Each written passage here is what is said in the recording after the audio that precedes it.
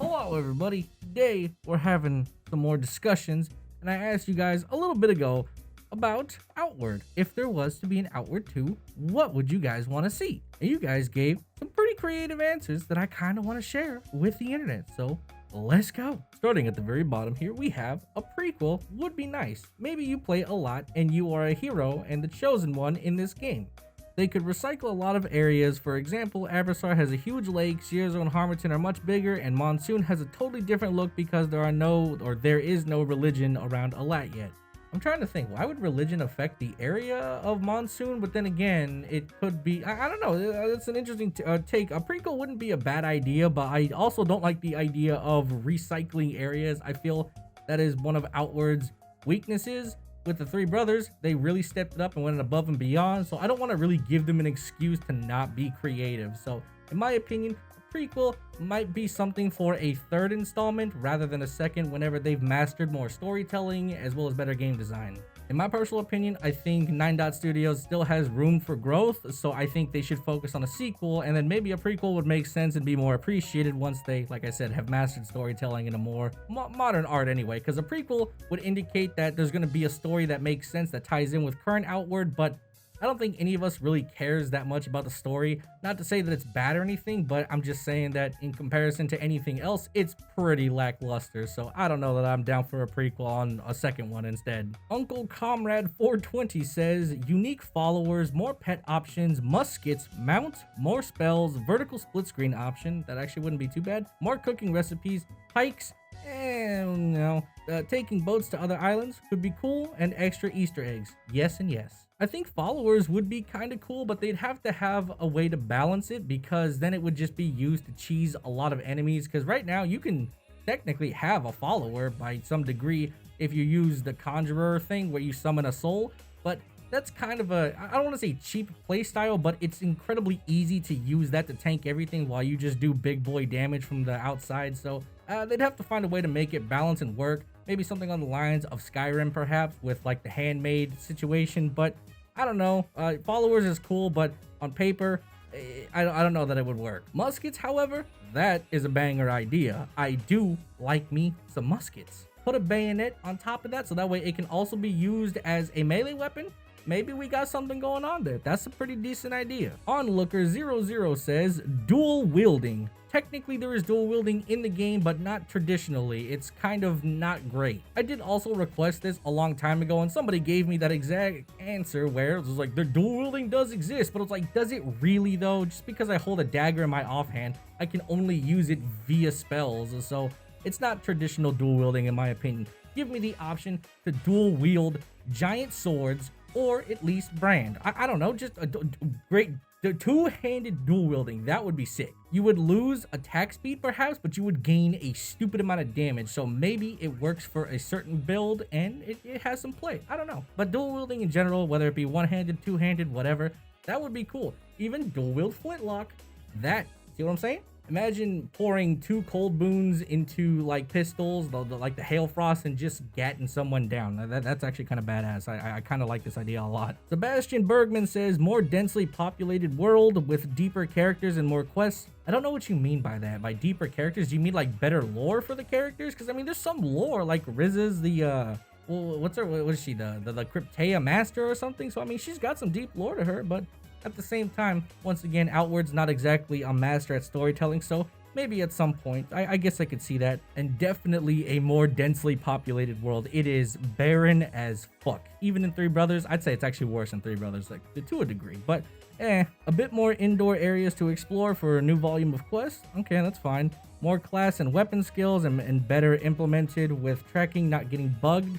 Yes, I fucking hate the tracking in Outward. God, yes, I hate this. For those of you that might be a little confused as to what he's talking about, whenever you use certain skills, the tracking on it is pretty awful, like Strafing Run, for example, from the Arena questline or the Arena building, whatever. That move is good when it works, but sometimes you can miss all 5 of your shots and it just doesn't connect, which is ridiculous. I didn't just spend 8 hours of running around trying to fucking find materials just so I can build this stupid arena only to get a skill that only works 50% of the time. Like, that is absolutely ass. Stronger survival mechanics. I don't want it to get more difficult at the start of the game. In Outward, it's hard at the start, then it becomes easier. I think it should be the other way around. Yeah, you know what? Yes, actually, I would prefer this. I think a lot of people would prefer this because I get comments still to this day of people complaining about having the hardest time whenever they start out in Outward, and I get it. You don't know what to do, and there's all this like survival stuff. You get, poisoned, or you get a disease from the hyenas, or you don't know how to do a quest or manage your food or sleep, or just there's a lot to manage. So I definitely could see it switching it around to appeal to an audience, because I think a lot of people get driven off very early on with this game. So this actually makes a lot of sense. Tim Axtell says some sort of faster mode or travel. There technically is fast travel, even though it's not really great. Some people like to use this as an argument for me complaining about it all the time, but it's like, one, it's DLC locked. There should just be travel options at any point in time, because literally traveling in Outward is boring as hell. Even though Code Sonic is in the game, some people don't like to use it. I've literally had comments before where people tell me they don't like to use Code Sonic for whatever godforsaken reason. But if that's the case, put in mounts. Please, mounts will be beneficial. Just please put in mounts. Many more landmarks. I gotta be honest, landmarks, I'm pretty good with the map. Granted, I've been playing for a year, but I think after like 10-15 hours, you tend to kind of know where everything is realistically. So I don't know. I don't think it needs to hold your hand that much. Or maybe some more random encounters to give the world some life. Definitely. Also, updated combat, absolutely. I want to be able to beat enemies with skill rather than cheesing them. Yes, this right here. How many times have you cheesed an enemy either with a build or traps? Like, if the game gives you the ultimate method to beat the game, you're probably going to use it during your first run and then try it harder on the next run, and so on and so on. But overall, I think the use of traps, very cheap. I get it. I get the appeal. If you want to beat something, you just use traps, but I feel like you should be able to do it with skill rather than cheese. More addition to rune magic. Yeah, I guess that could be a thing. I don't really use rune magic, but yeah, I could see the appeal in that. An RNG dungeon that progressively gets harder as you go down, can tie in with trying to the ley line source. As you go down certain floors, levels will have bosses like ones you fight in the arena. That's pretty cool. It's kind of like Torghast or something in WoW. Going deeper might warrant a variant of bosses and possibly sharing the floor with another boss, 2 bosses, or maybe even 3 bosses. The weather of the floors are also RNG dependent. That's not bad. On the environment you load into that floor. So while I think this is a pretty good idea, my problem with this is that how do you tie this into anything? Like, what's the goal? Like, yeah, you can go into get the ley line, but then why would you ever come back? Like, do they drop stuff? Like, what is the point? There has to be a sort of reward thing here. So I assume the bosses would drop armor or maybe weapons. Maybe it's something farmable, perhaps, that you can, farm materials or resources. Or I don't know. It could be something worthwhile if you need something. It could be a money-making method. Could be, a few different options there. But yeah, okay, I could see that. Batter Guy says a normal-looking endgame armor.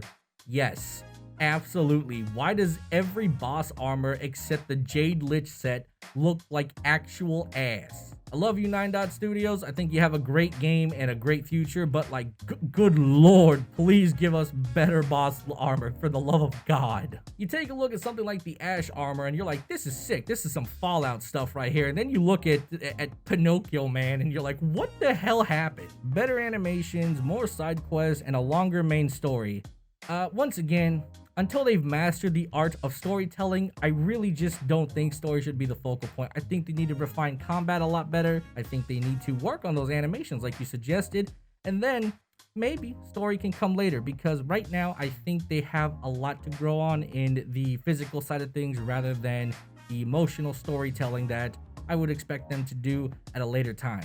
Now, I remember reading this and I pinned it because I thought it was actually a very important thing, because this is a huge game changer. So Jeff Contreras says animation canceling. That first, just 2 words right there.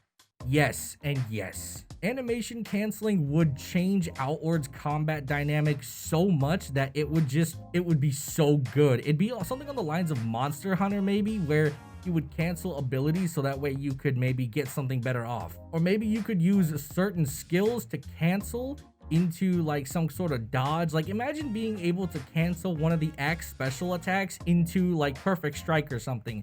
That would be a sick combo. Of course, with this is a negative side where you have to give enemies more health, or there has to be some sort of difficulty ramp up, because animation canceling will make us a lot more deadly. So we need to have a balance of the AI, so they have to have something that gives them a little bit of an edge. And so at this point, I don't know what they could do with that, but animation canceling is a huge game changer, and if they ever do implement it, it's literally gonna be crazy. And I think he has a really good point here that the AI is rather cheap. Like they will actually hit you during a button, and they specifically wait for you to press a button, and then they'll use like some really cheap fast frame data type move that will literally just eat your ass. Like the hyenas, if you use a slow move, they can just jump at you at the speed of light. That shit's like 3 frames and just bite you, and then all of a sudden you have a disease. It's like, what the fuck, man? That's why cheesing enemies is so popular, because the AI is cheap as fuck, so you have to be cheap back, and it rewards really just nothing. Like fist weapons, for example, you have to combo into a bunch of moves just for them to be effective. But if the bosses or any kind of monsters have a lot of stamina where they can just take a bunch of hits, it can be really hard to get those combos going and chain a bunch of combos together. It really can be hard. This is why animation canceling would make fist weapons probably top tier, because you could do some fancy stuff with it. But once again, this is all dependent on if 9dots ever wants to do this, but I fully support it if they ever do. Also, one thing to point out here, he did say something about load times, and I gotta be honest, I haven't really had load time issues. I think this is really a problem when it comes to hardware. This is not really Outward. This is more of like, you have like a low or high CPU, or a not so high-end CPU, and just it's really just making everything load slow, or maybe a GPU, whatever. But yeah, I feel like that's an issue, and if you're playing on console and not a next-gen console, that makes a lot of sense. So I think load times are fine, because I've played on GeForce Now on max settings and been fine, and I literally load into areas within like 10 seconds. So I 1000% think that this is just a hardware issue. So you might not be playing with the best hardware, so load times not that bad, but could they be better? Maybe. Anyway, lads, I think that is it for today's video. I'm not sure how much longer Outward's gonna be on the channel for, until something new pops up or until I get some inspiration, but for now I think that's it. So I will talk to you guys later. Bye bye.